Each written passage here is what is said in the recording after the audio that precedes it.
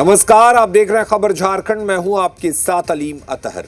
UGC नियम को लेकर देश भर में सियासत जारी है। इस बीच झारखंड में भी बयानबाजी तेज हो गई है।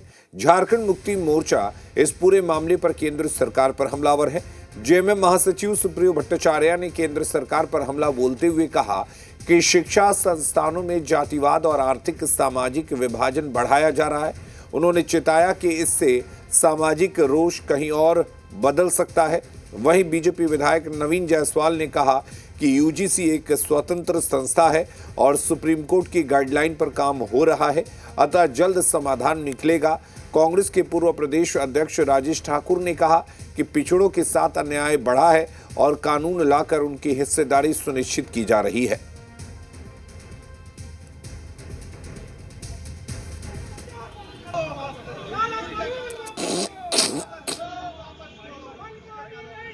अगड़ा पिछड़ा वर्णवाद को सामने लाना, ये बहुत बड़ा एक हमको लगता है कि सामाजिक और शैक्षणिक चुनौती है, क्योंकि शिक्षा ही न्यू एजुकेशन पॉलिसी के बाद उसको मारने का एक प्रक्रिया शुरू हुआ। जिस प्रकार से शिक्षा को महंगा पहले किया गया और शिक्षा को अब लोगों से वंचित करने का काम हो रहा है, तो हमको लगता है ये बहुत ही दुर्भाग्यजनक है। इस पे हमको लगता है कि पुनः विचार करना चाहिए, और नहीं तो जो ये सामाजिक जो रोष है वो कहीं दूसरी तरह की धारणा में ना बदल जाए।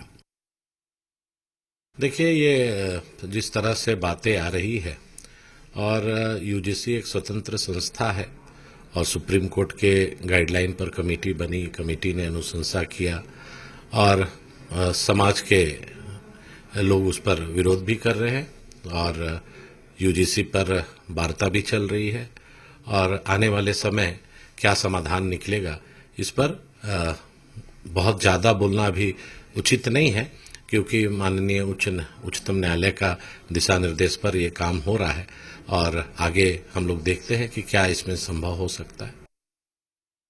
क्लियर कट हम ये मानते हैं कि पिछले 11 वर्षों में जो सरकार रही है उसमें डिस्क्रिमिनेशन बढ़ा है, और इस बात को यूजीसी ने मान लिया है। इससे पहले तो ये बात नहीं थी, पिछड़ों के साथ अन्याय नहीं हो रहा था, तो कहीं ना कहीं यूजीसी ने इस बात को माना है और अब उस बात को ढकने के लिए, और जो आदरणीय राहुल गांधी जी स्पष्ट शब्दों में कहते हैं कि नफरत के बाजार में मोहब्बत की दुकान खोलनी है और नफरत बढ़ा है, तभी इस तरह के कानून लाने पड़ रहे हैं। और यूजीसी विवाद को लेकर बीजेपी के पूर्व सांसद ने भी प्रतिक्रिया दी है।